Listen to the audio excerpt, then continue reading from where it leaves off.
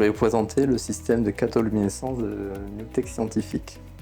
Donc, il se constitue d'un coffret de contrôle conçu et développé par Newtek Scientific, d'une chambre cathodoluminescence et d'un logiciel propriétaire. Cette chambre de cathodoluminescence a la possibilité de s'adapter sur différents microscopes du marché.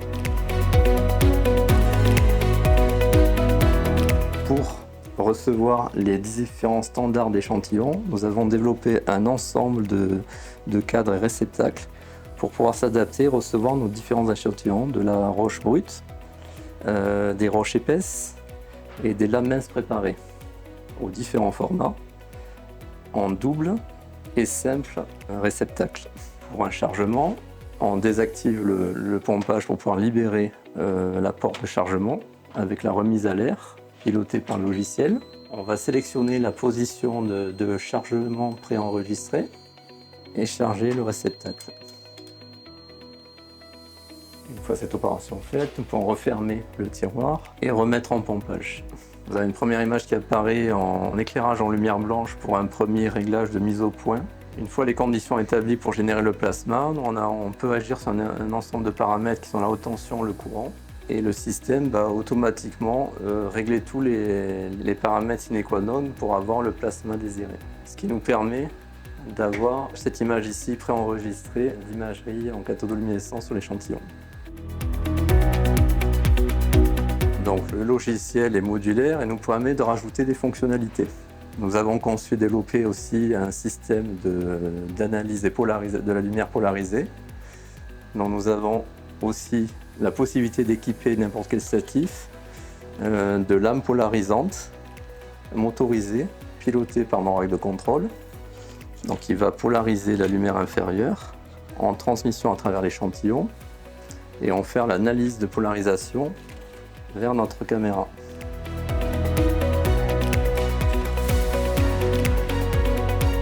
Qui nous permet d'obtenir des images de polarisation d'échantillons. Nous travaillons et proposons aussi une nouvelle fonctionnalité qui est l'étude spectrale de la lumière de cathodoluminescence. Donc nous développons et concevons une optique pour pouvoir récupérer la lumière issue de la cathodoluminescence afin de l'analyser par un spectromètre.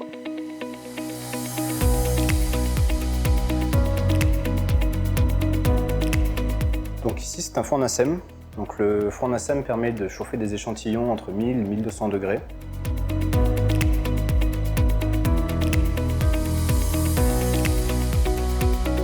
Qu'ils soient métalliques, céramiques ou de toute autre matière voulue par le client. Il permet donc de regarder les structures moléculaires de la matière en fonction de la température. Pour le fonctionnement, il est assez simple. Il faut le mettre dans une chambre à vide. Que ce soit notre exosem, qui est donc le banc dans lequel il est installé actuellement, ou que ce soit dans un microscope avec lequel on va pouvoir faire une imagerie. Au niveau du fonctionnement, c'est assez simple. Il y a une partie logicielle, une partie électronique et une partie machine qui se trouve actuellement dans notre cloche à vide.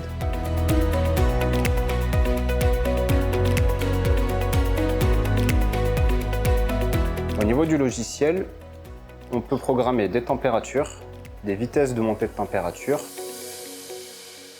ainsi que des temps d'attente, des pauses, de sorte que le logiciel fasse un test en automatique. On peut suivre la température sur une courbe. Cette courbe est en temps réel, ainsi que sur un petit tableau qui nous donne la valeur exacte. On peut aussi avoir une information sur la puissance administrée dans le four.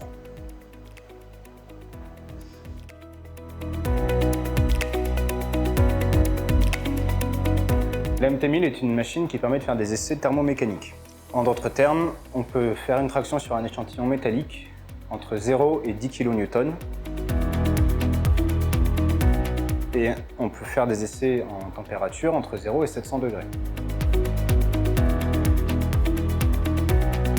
Pour la piloter, on a une partie électronique, une partie software, ainsi que donc, la machine en elle-même.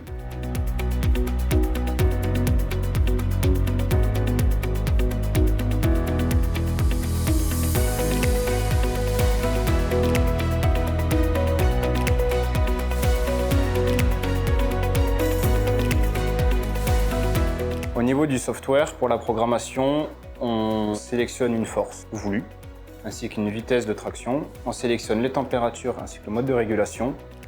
Et le test peut tourner dans différents modes de manière automatique car on peut sélectionner différentes poses.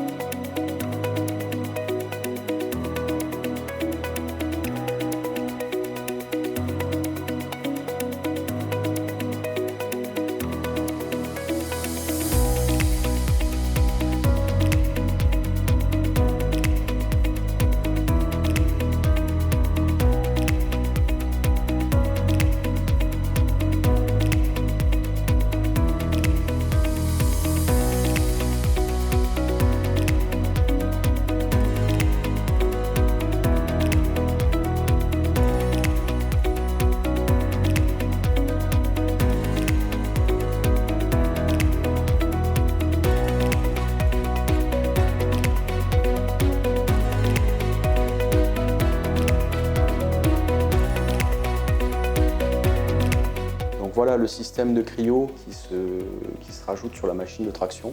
Vous avez vu auparavant, donc la machine de traction chauffante. Et cette partie-là se rajoute pour permettre de descendre en température, donc jusqu'à moins 196 degrés.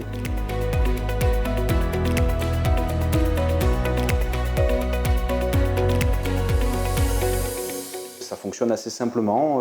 Donc un divoire qui est rempli d'azote est relié via une tresse en cuivre sur l'échantillon de la machine de traction.